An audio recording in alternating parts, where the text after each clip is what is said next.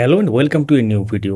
32 primary মামলার আজকে শুনানি সম্পন্ন হয়েছে এবং এই শুনানিতে কি কি ব্যাপার উঠে এসেছে, শুনানির বিস্তারিত ব্যাখ্যা এবং পুঙ্খানুপুঙ্খভাবে বাংলাতে এই ভিডিওর মাধ্যমে আপনারা জানতে পারবেন। আজকে অনেক গুরুত্বপূর্ণ ব্যাপার নিয়ে আলোচনা হয়েছে এবং নতুন মোড় দেখা গেছে এই শুনানিতে। তো আজকে মহামান্য ডিভিশন বেঞ্চে এই মামলার শুনানি ছিল এবং সেখানে লার্নেড সিনিয়র অ্যাডভোকেট সাক্ষ্য সেনবাবু আর্গুমেন্ট করছিলেন শিক্ষক শিক্ষিকাদের একটা পক্ষের থেকে আর কি, অন্য একটি ম্যাট নাম্বারের পক্ষ থেকে। তো তিনি অনেক গুরুত্বপূর্ণ ব্যাপার এখানে উপস্থাপন করেন এবং অনারেবল জাস্টিসদের বোঝাবার চেষ্টা করেন। তো বিস্তারিত ব্যাপারে যাওয়ার আগে অবশ্যই একটা কথা বলবো, চ্যানেলটিকে সাবস্ক্রাইব করে রাখুন, পাশে থাকা বেল আইকন প্রেস করে অল করে দেবেন, তাহলে ইম্পর্টেন্ট আপডেটগুলো মিস করবেন না। যারা সোশ্যাল মিডিয়াতে দেখছেন পেজটিকে ফলো করে রাখুন। শুরু করা যাক। তো শুনানির শুরুতেই গুরুত্বপূর্ণ ব্যাপার নিয়ে আলোচনা হয়, অর্থাৎ রিক্রুটমেন্ট প্রসেসের যে রিক্রুটমেন্ট রুল সেটা নিয়ে হয়, 2016 রিক্রুটমেন্ট রুল এবং তার সাথে টেট 2014 থেকে নিয়োগ এবং 269 প্রসঙ্গ কিন্তু চলে আসে। হ্যাঁ, আপনারা ঠিকই শুনছেন, যেটা রমেশ মালিক মামলা বা সোমেন নন্দী মামলা। তো সেই মামলায় 269 জনের চাকরি চলে গিয়েছিল, সেটা তারপর মহামান্য সুপ্রিম কোর্টের অন্তর্বর্তীকালীন নির্দেশে সেটা এখন তারা চাকরি তাদের বহাল আছে। তো এটা নিয়ে একটু পরে আমরা বলছি আরও বিস্তারিতভাবে। তো এখানে যখন এই 269 ব্যাপারটা বলেন লার্নেড সিনিয়র অ্যাডভোকেট সাক্ষ্য সেনবাবু, তিনি এটা বোঝাতে চেষ্টা করেন যে 32,000 বা 42,949 প্যানেলের মধ্যে এদের কোনো ব্যাপার নয়। এটা কিন্তু সেকেন্ড যে প্যানেল বেরিয়েছিল বা সেকেন্ড লিস্ট বেরিয়েছিল তাদের ব্যাপার এটা। কারণ এদেরকে বোর্ডের রেজলিউশনের পরে তাদেরকে 2017 সালে রেজলিউশন ছিল, সেই রেজলিউশনের পর তাদেরকে 1 নম্বর দেওয়া হয়েছিল। অর্থাৎ 1 নম্বর দেওয়ার পর তারা পাস করেছিল টেট। তারা কিন্তু আগে টেট কোয়ালিফাই থাকেনি এবং তারা টেট পাস করেছিল, তারপর তারা রিক্রুটমেন্ট প্রসেসে পার্টিসিপেট করে এবং চাকরি পায়। এবং সেই সংক্রান্ত কোনো অর্ডার দেখাতে বলেন, তখন তিনি দেখাতে পারেন না লার্নেড সিনিয়র অ্যাডভোকেট সাক্ষ্য সেনবাবু। তিনি বলেন যে এটা কিন্তু এভাবে হয়েছিল এবং তারা এই যে প্রথমে দফায় যে হয়েছিল এপ্রিল 2017 বা যে টাইম হয়েছিল 2017 বা 2016 রিক্রুটমেন্ট প্রসেসের মেন নিয়োগটা, তাদের সঙ্গে এটার কোনো সম্পর্ক নেই। ওদের নিয়োগ হয়ে যাওয়ার পরেই এটা হয়েছিল। এটা মোটামুটি ধরুন ডিসেম্বরে হয়েছিল, সম্ভবত ডিসেম্বর 2017। তো এটা বলা হয় অর্থাৎ 269 জনের থেকে তাদেরকে কিন্তু অর্থাৎ 269 জনের বিরুদ্ধে যে অভিযোগ আছে, করাপশন বলুন বা স্ক্যাম বলুন, সেটার সাথে কিন্তু 32,000 কোনো সম্পর্ক নেই। অর্থাৎ 32,000 ব্যাপারটা কিন্তু সম্পূর্ণ, এটাই কিন্তু বোঝাতে চেষ্টা করা হয় আলটিমেটলি। অর্থাৎ 32,000 নিয়ে এত চারিদিকে যে স্ক্যাম করাপশনের ব্যাপার উঠছে কথা, এটা কিন্তু যেহেতু ব্যাপারটা চারিদিকে একটা পরিস্থিতি তৈরি হয়েছে যে 32,000 চাকরি বাতিল, 32,000 চাকরি বাতিল। তো আজকের শুনানিতে কিন্তু গুরুত্বপূর্ণ ব্যাপার উঠে এলো। ওটা ডাইভার্ট ব্যাপারটা হচ্ছে ওই দিকে, মানে স্ক্যাম করাপশনের যে ব্যাপারটা সেটা কিন্তু সম্পূর্ণ 269 জন বা 94 জন পরবর্তী ক্ষেত্রে যেটা হয়েছে, যেটা অনারেবল জাস্টিস তৎকালীন তিনি বাতিল করেছিলেন চাকরি 269 জন, পরবর্তী ক্ষেত্রে সেটা আবার সুপ্রিম কোর্ট পর্যন্ত যায়, মহামান্য সুপ্রিম কোর্টে। সেখানে অন্তর্বর্তীকালীন স্থগিতাদেশ তারা পায়, তারা এখন বহাল তবিয়তে চাকরি করছে, যেটা খবর আছে। এবং তারা কিন্তু সেটা সিবিআই ইনকোয়ারির ফলে তাদের স্ক্যাম বা করাপশন ধরা পড়েছিল। অর্থাৎ সিবিআই ইনকোয়ারি করার পর 269 সংখ্যাটা চলে আসে এবং তার সাথে 94 যেটা আছে সেটাও আসে। অর্থাৎ 32,000-এর মধ্যে একজনের বিরুদ্ধেও কোনো অভিযোগ পাওয়া যায়নি বা সিবিআই ইনকোয়ারিতে কোনো কিছু পাওয়া যায়নি, এটাও কিন্তু বলা হয়। অর্থাৎ আলটিমেটলি আপনারা একটা জিনিস মাথায় রাখবেন, এখানে যেটা প্রমাণ করার চেষ্টা হয় বা বোঝাবার চেষ্টা করা হয়, যেটা হচ্ছে 269 জনের ব্যাপারটা জন্যই এত কালিমালিপ্ত হচ্ছে বা একটা দাগ পড়েছে প্যানেলে 32,000-এ, সেই ব্যাপারটা কিন্তু বোঝানো হয়। এবং এরপর এটা তো গেল একটা ব্যাপার। এবং বাই দ্য ওয়ে, আপনারা যদি 269 জনের যে কেস বা তার চাকরি বাতিল এই সংক্রান্ত ব্যাপারে জানতে চান, আমরা লিঙ্ক দিয়ে দেবো এই ভিডিওর মানে কমেন্টে, সেখান থেকে আপনারা পুরো ব্যাপারটা জানতে পারবেন। 3 বছর আগের একটি ভিডিওতে আমরা এটা কভার করেছিলাম, যেহেতু তৎকালীন ব্যাপার সেটা, সেই জন্য। তো এখন এই ইন্টারভিউ অ্যাপটিউড টেস্ট নিয়ে তাহলে কি উঠে এলো?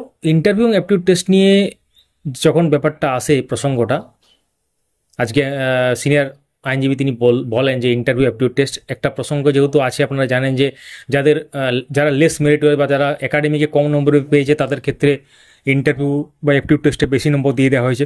তখন এই যে প্রসঙ্গটা যেহেতু আগেই ছিল, এটাকে তিনি উত্তর এভাবে দেন যে এখনের যা মাধ্যমিক বা এইচএসের নম্বর বা এখনের যে একাডেমিক নম্বর, তাদের যারা বেশি নম্বর, এখন কোশ্চেন প্যাটার্ন আলাদা, সব কিছু আলাদা, এখন নম্বর বেশি ওঠে। কিন্তু 1992 সালের উদাহরণ তিনি দেন সম্ভবত, এবং তারপর যারা আগের পার্টিসিপেট করেছিল বা আগে যখন পরীক্ষাতে বসেছিল মাধ্যমিক বা এইচএস, তাদের ক্ষেত্রে নম্বর কিন্তু অনেকটাই কম উঠতো। কারণ সেখানে কোশ্চেনের প্যাটার্নটা লং ব্যাপার ছিল, লং কোশ্চেন ছিল অনেক। এখনকার যেমন মাল্টিপল চয়েস কোশ্চেন বা এমসিকিউ কোশ্চেন বেশি থাকে, তখন কিন্তু ডেসক্রিপটিভ কোশ্চেন ছিল। মানে ধরুন উদাহরণস্বরূপ সালোক সংশ্লেষ প্রক্রিয়াটি বর্ণনা করে দেখান, এরকম থাকতো। ব্যাপারটা উদাহরণ দিলাম। তো এরকম ধরনের অনেক কোশ্চেন থাকতো, বা ইতিহাসের কোনো যুদ্ধ বর্ণনা করে। এখন কি হয়, বেশিরভাগ কোশ্চেন কি হয়, অপশন দেওয়া থাকে বেশিরভাগই। আমরা বলছি না যে সবগুলোই থাকে, হয়তো বেশিরভাগ কোশ্চেন ওইরকম অপশন দেওয়া থাকে। অপশন থেকে মাল্টিপল চয়েস কোশ্চেন থেকে একটাকে সেখান থেকে সিলেক্ট করতে হয়। নম্বর পাওয়াটা সোজা হয়, কারণ মাল্টিপল চয়েস কোশ্চেন, এবং সেটা কি হয় ডেসক্রিপটিভ কোশ্চেনের ক্ষেত্রে পরীক্ষকের কাছে বা যারা খাতা দেখছেন তার উপর অনেকটা নির্ভর করে যে কতটা নাম্বার দেবেন, কিভাবে দেবেন, কি মাপকাঠি, সেটা ওইভাবে থাকে না। এখন মূল্যায়নটা আলাদা, তখন মূল্যায়নটা আলাদা হতো। সেই জন্য কিন্তু এক্ষেত্রে একটা বাই দ্য ওয়ে আমরা একটা কথা বলে রাখি, একাডেমিক সংক্রান্ত মামলাও কিন্তু ছিল, সেটা এখন শীত ঘুমে চলে গেছে মনে হচ্ছে। কারণ পুরনো একাডেমিক স্কোর বা নতুন একাডেমিক স্কোর এই সংক্রান্ত ব্যাপার। কারণ আপনারা জানেন যে পুরনো যারা আছে ক্যান্ডিডেট পাস করে আছে, যারা মাধ্যমিক এইচএসে তখন নম্বর কম উঠতো, তারা কিন্তু এখনকার ছেলে মেয়েদের সাথে কম্পিটিশনে পারবে না, বা স্টুডেন্টদের সঙ্গে পারবে না, চাকরি বাকরিদের সাথে। সেই জন্য একটা মামলা হয়েছিল যে একটাকে, সেই মামলাটা কিন্তু এখন আর কোনো আপডেট নেই। সেটা আপডেট এলে আমরা জানাবো, আপনার সাথে শেয়ার করব। তো ফিরে আসি মূল প্রসঙ্গে, ইন্টারভিউ অ্যাপটিভ টেস্টের ব্যাপারে। ওটাই কিন্তু বলা হয়েছিল যে আগের যারা, তারা অনেকেই কি হয়েছে, তারা কিন্তু মেরিটেড স্টুডেন্ট, কিন্তু তখনকার তৎকালীন যে কোশ্চেন প্যাটার্ন, তার জন্য তারা নম্বর কম পেয়েছে, এটা বোঝানোর চেষ্টা করা হয়। তার জন্য সেটা হতেই পারে ইন্টারভিউ অ্যাপটিভ টেস্ট সে ভালো দিয়েছে, সেই জন্য তাকে নম্বর বেশি। তার মানে এই নয় যে যারা যারা কম নম্বর পেয়েছিল, একাডেমিকে কম নম্বর, তাদেরকে ইন্টারভিউ এবং অ্যাপটিভ টেস্টে বেশি নাম্বার দিয়ে সমতা বজায় করার চেষ্টা করা হচ্ছে, এমনটা কিন্তু নয়। এটা কিন্তু আভাস দেওয়া হয়, বোঝাবার চেষ্টা করা হয়। তো মাননীয় বিচারপতিদ্বয় আজকে ভালোই এখানে শোনেন, একদম টাইম টু টাইম পুরো ব্যাপারগুলো বলা হয়, একদম ধৈর্য সহকারে শোনেন প্রতিবারের মতোই। আজ সম্ভবত 12 নম্বর শুনানি ছিল। তো পরবর্তী শুনানি যেটার দিন ঠিক হয়েছে সেটা হচ্ছে আগামী 11ই আগস্ট দুপুর 2টোর সময়। এখন এটা কিন্তু ফিক্সড ম্যাটার হিসাবে থাকবে, অর্ডার কপি আসবে, সেটা নিয়ে আমরা আবার নতুন ভিডিওতে ব্যাখ্যা করব। তো তাহলে আজকে আলটিমেটলি দুটো ব্যাপারে গুরুত্ব দেওয়া হয়, এবং এর সাথেও অনেক পুরনো যে কেস এসসিসি যে মামলাগুলো, অর্থাৎ অন্য যে অর্ডারের বা অন্য জাজমেন্টের একটা রেফারেন্স দেখানো হয় আইনজীবীর দ্বারা, সিনিয়র আইনজীবীর দ্বারা। তিনি রেফারেন্স দেখান যে এই ব্যাপার হয়েছিল আগে, এবং সেই ব্যাপারটা, অর্থাৎ দুটো মূল ব্যাপার এখান থেকে আজকের থেকে উঠে এলো। খুব বেশি দীর্ঘায়িত করবো না ভিডিওটা, কারণ মূল ব্যাপারগুলো বলা খুবই জরুরি।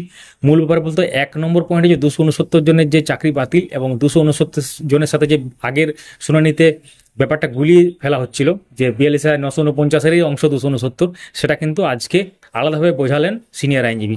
আজকে ভালো আর্গুমেন্ট হয়েছে।